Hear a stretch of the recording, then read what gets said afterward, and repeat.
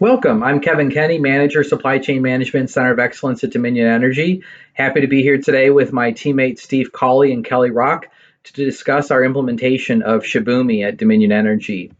First, a little background on our company. We are an electric and gas utility. We operate in 20 states and serve about 7 million customers, and we're headquartered in Richmond, Virginia. We're very committed to our communities and to sustainability. We recently communicated our commitment to achieve net zero carbon dioxide and methane emissions by 2050. And when we think about sustainability, we also think about how we use Shibumi to track our process improvement initiatives and cost savings initiatives. But before we get to that, I'd like to talk about safety. Safety is a core value at Dominion Energy, and I thought it'd be helpful to talk about working from home safely since so many of us are doing that today. First, think about your physical setting. Make sure you don't have any tripping hazards. Keep moving, take breaks during the day. Check out your lighting. Make sure you don't have a glare and make sure you get some natural light. Also, rest your eyes. Often our eyes are most at rest when they're looking in the distance, so consider taking a break every 20 minutes, looking out about 20 feet and resting your eyes for 20 seconds. And also remember, we may not blink as much when staring at a screen, so consider blinking more. Also, think about your chair. If you've been sitting in a chair for a folding chair, for example, for the last several months, it may be a good time to consider investing in a chair that supports a healthy posture. Here are a few specific tips. Keep an arm's length away from your computer screen. Ideally, the top of the monitor should be level with your eyes directly in front of you. Sit up straight and avoid slouching. Your neck should be in a relaxed and neutral position. Keep your arms parallel to the floor and sit with both feet flat on the floor. Don't cross your legs. Now on to Shibumi at Dominion Energy. Shibumi's been a great solution at Dominion Energy, and Shibumi has been a great partner. We have used the tool to develop our performance improvement, cost savings, and cost transformation programs. Today, all business segments across Dominion Energy are using the tool, and today we're tracking over 2,000 items in the tool, and we expect that to increase exponentially. All along the way, Shibumi has been right there with us. Anytime we had a challenge, anytime we had a new idea, a new opportunity, they've helped us figure out how to accomplish that within the Shibumi tool set. So with that, I'm going to hand off to Steve Cauley to provide a solution overview. Hello, my name is Steve Cauley, and I'm an administrator for the Dominion Energy Shibumi solution. Today, I'm going to talk a little bit about the different use cases we have for Shibumi, and also talk about the configurations we've set up to support those. The first use case for Shibumi after we implemented the tool was for our cost savings and cost transformation programs. Within this configuration, we have initiatives or charters as we call them, and they go through a 5-phase workflow with defined finance approvals at certain phase gates. The cost savings, cost transformation programs within Dominion have greatly benefited from Shibumi. Prior to the implementation of Shibumi, they were tracking a lot of these initiatives in different spreadsheets, and we have a lot of cross-functional teams working on these initiatives. So you would have someone in one business unit or in finance, and then maybe in supply chain or some other area working on initiatives, collaborating. And they would have to maintain different versions of spreadsheets and PowerPoints and things like that to try and keep track of these initiatives. And I think what Shibumi's really done for us is it's allowed us to have a repository where those folks can go in and collaborate on those initiatives, easily report on those initiatives, and just kind of have one source where they can go and find all of that information and collaborate on these and spend more time, working on the initiatives rather than updating those spreadsheets and PowerPoint. So it's been a great configuration. We've refined it over the past 2 years of using Shibumi, and it just continues to grow for us. The next configuration that we have implemented is the robotic process automation tracking, so RPA tracking. Our IT emerging technologies team, which works on the RPA program, they approached us about this configuration, and they were curious about how they could track their bots in Shibumi to track how they were doing versus the expected performance, and also allow them to collaborate and push that information to their BU customers. So within Shibumi, using a similar template or using the same template but a slightly different configuration, we were able to create the RPA tracking within Shibumi. So we track the key bot metrics monthly, and they track the target versus the actual. So we can actually get a great picture in Shibumi of how the bot is performing, which is very essential for the customer to know what kind of value the bots are providing. So that was a great configuration. I know IT and the IT emerging technologies team was very happy with that. And then one of the new configurations that we have out there, we've actually been working on refining it for a while, but I think it wasn't until a couple months ago that we actually launched this. This is our ideas intake form. So Mark did a great job setting this intake form up for us. This is a form, it's a link that we send out to employees that are non-Shibumi users, and they can go to this link. They'll get this simple form where that they can submit ideas for cost savings or process improvements. Once an idea is submitted, it goes into Shibumi and it creates an instance of an idea, fills that idea out with the information on the intake form, and then the project team gets a notification that there's a new idea and they can come review it. This has been a great configuration. They were very excited about this, about having these ideas come in onto Shibumi and using these to support their cost savings initiatives or as new process improvements. And so the project teams really do a lot of work to vet these ideas. They also have made a commitment to contact all the initiators and thank them for their ideas. And then they'll go through maybe a set of questions with them and get more context around the ideas. And the other thing we've set up for them related to the ideas repository, as we refer to it, is a set of scoring criteria in Shibumi. So once an idea comes in and it's in review, they can do some scoring to see what kind of value do they think the idea can provide, what level of effort do they think it's going to take to implement this idea, and then how innovative is the idea. So do we think it's a very innovative kind of step change, or do we think it's just kind of maybe a simple idea, could have a high value, but it may not be very innovative.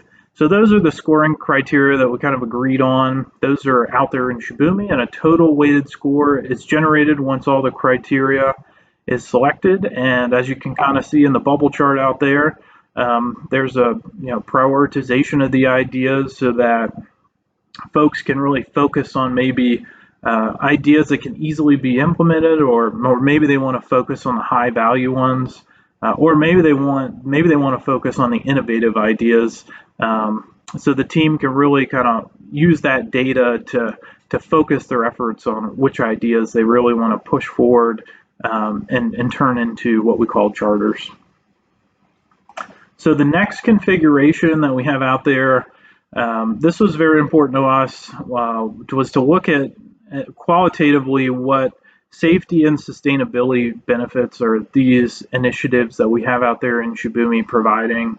And we didn't want to limit the ability for somebody to enter these benefits to, say, just one configuration, so just to cost transformation or just to RPA, or even, if there's a benefit to be had from an idea, we would like somebody to be able to designate that as well. So we added some simple configuration here where someone can select yes if there's a benefit, and then provide us kind of a qualitative description on what that benefit is. And we pull that information to a dashboard, usually monthly, and report out on what kind of safety and sustainability benefits we're getting from our initiatives out in Shibumi.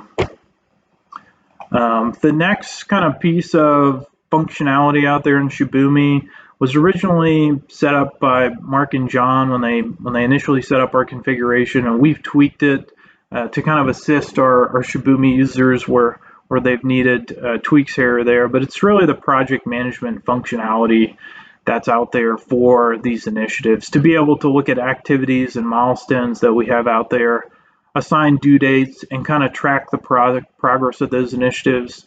So to look and see if something's been in a specific phase. We count the days that it's been in that phase, and then they can go look at the activities and milestones and say, did we miss a big milestone? Should it have been completed already? And kind of track the progress of their initiatives that way. One of the good things is we can just pull that information into a dashboard, which is very helpful. A project manager can just go take a look at the list of initiatives they have out there, pull the milestones and activities into one of those dashboards, and kind of see how am I tracking and where do I need to focus my efforts. So that's been a very helpful function as well.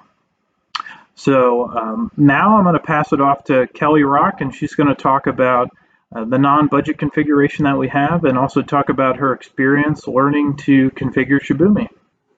Hi, I'm Cauley Rock, and today I wanted to talk to you about another Shibumi solution, which is our non-budget savings configuration. So it's a separate savings metric that we use to capture financial values that don't have a direct impact on the budget. We have additional management workflow that's incorporated to validate the non-budget savings. And all of the classifications for non-budget savings are contained on one template, which you can see an example below in the picture. We have cash savings, other savings, we even have strategic sourcing. So that might be when you negotiate a contract and you're able to then purchase an item for maybe a little bit cheaper. Well, you didn't necessarily plan in the budget for that to happen, so those are non-budget savings. So it's just another way that we capture savings here at Dominion Energy. I'm also a new Shibumi admin, and I thought that it might be helpful for me to share some of my general thoughts and feelings about diving into the Shibumi world, and then as well talk a little bit about my training experience and what I found really helpful. So some of my general thoughts was Shibumi was pretty easy to navigate. It was really nice as a newer employee to see my organization just laid out in the navigation tree, which I was familiar with. The plus button format wasn't something that I was super familiar with when you're creating a new charter. But good news, since I've been at Dominion, the ability to add buttons in Shibumi has been introduced. So now that could be a potential fun project in the future, is making that aspect of Shibumi a little bit more user-friendly. And once I got used to the plus buttons, just like all the other users, it's super intuitive. It just took a little bit of learning. And then also the flow and stages through approvals.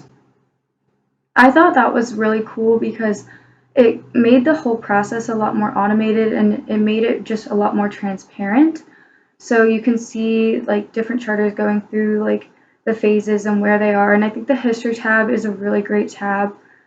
We use it all the time to like look at it and be like, okay, where did things go wrong? What happened to this charter? Why is something changed? And we can go back in the history and figure it out. So I just think that that was a really great tool to use. And then I want to kind of go into how I learned. So I learned by doing. I learned by we're all virtual right now, so I would share my screen to Steven, who we've just heard from, and I would get to drive and kind of, we were doing template configurations, new rules, dashboards. I would get to do it, and he would point there and tell me to click over here, and it was really nice to be able to actually build and do everything in Shibumi, and it helped me remember what to do. So when it comes to template configurations, I thought it was really helpful when we were doing two tabs that were very similar, is we would just copy and paste pieces from one tab onto the other and then adjust the filters. And Stephen would kind of explain like what each part did and how to do each thing as we like did it. So it felt like a lot smaller of a chunk than building things all the way from scratch, but just copying and pasting and changing the filters. So that was a really nice place to start from. When it came to new rules and building new rules, Stephen started me out by walking me through the existing rules and the different types of rules. So he would be like, this one shows you like how to reset, like how to set a variable. This one sends a notification. And he would explain all the different types of rules and how to do them. And he involved me in the testing process. So when someone came to us and they were like, hey, this doesn't seem to be working properly, maybe a notification was getting sent twice, we would go and we would look at the rule together, and then he would ask me, what do you think's wrong? How do you think we should fix this? Even though he already knew the answer, because then I got to work through it and do the process, and that was a really great way that I enjoyed learning from him. When it came to dashboards, he walked me through the hierarchy, so the charter level, the business segment level, the business unit level, and it was really, really nice because it helped me figure out what was getting pulled into the dashboard when I chose the different contexts. And then the difference between the list view and the metrics, that was really important when it came to dashboards, because obviously you want a view in a dashboard unless you're trying to pull in the savings, and then you might want a metric. So it was really, really helpful to learn the difference between those. So that was another item that I really enjoyed learning. And then finally, when it came to user access requests, I got to be in charge of those. And it was really, really nice to have something small but important to be in charge of and feel included in Shibumi. And then also it helped me kind of learn, because when I had to put someone, for example, in like a supply chain role, I had to find supply chain and I had to know where it was. And so it was a nice small task that I got to be in charge of, which was really, really fun, and it was easy to learn. So I mentioned earlier how Shibumi has always been there for us. When we had a new challenge or a new opportunity, they've stepped up to help us figure out a solution. So that happened this spring when COVID hit, and we started to get an onslaught of requests for COVID PPE to include sanitizer and gloves and masks and all those types of supplies. And these were essentially non-standard requests. We didn't have a process to track all of these requests. So they were coming in via email, text messages, through conference calls, you name it. Requests were piling up. They were disorganized. And on top of that, there was scarcity of supply. So we couldn't fulfill all the requests. And we knew that when supplies did become available, we would need a good way to allocate the supplies out. So we came up with an idea and put some requirements together. And one of the results was this intake form that you see here, where a supply chain point of contact could submit a request for one of their customers and capture what they needed, how many they needed, and how many days of supply they had on, and how critical it was for them to get these supplies, which would help us later in the allocation process. So this supply request form, it provided a standardized process for Dominion Energy employees to request supplies. So very quickly, once we communicated this, we were able to eliminate all the different channels where these requests were coming in. One of the really cool things about this solution was just how quickly we were able to implement it. So within a couple of days, we had put together our requirements and configured our internal solution in Shibumi. And we handed off the requirements to Mark and John at Shibumi, who within 24 hours were able to turn around an intake form for folks in the field to submit these requests. And once these requests came in, they were then pulled into a dashboard. So this dashboard helped us facilitate several things. One, we had a daily leadership meeting where we could allocate supplies, discuss priorities. Also, once decisions were made, because we use that dashboard to identify what quantity we were going to allocate, we could then do exports to create pick tickets to provide to the warehouses to actually push the supplies out. And of course, this helped minimize follow-up communications, because now the submitters could go to a dashboard and they could review the status of their requests. So this was just an example of how agile the tool is, how agile the team is, and how quickly you can use this tool to develop solutions that typically, if you go through a standard IT process, could take weeks and months to develop. Finally, I just want to say thank you to the participants who of this conference that have listened in, and also again thank you to Shibumi for their partnership and support.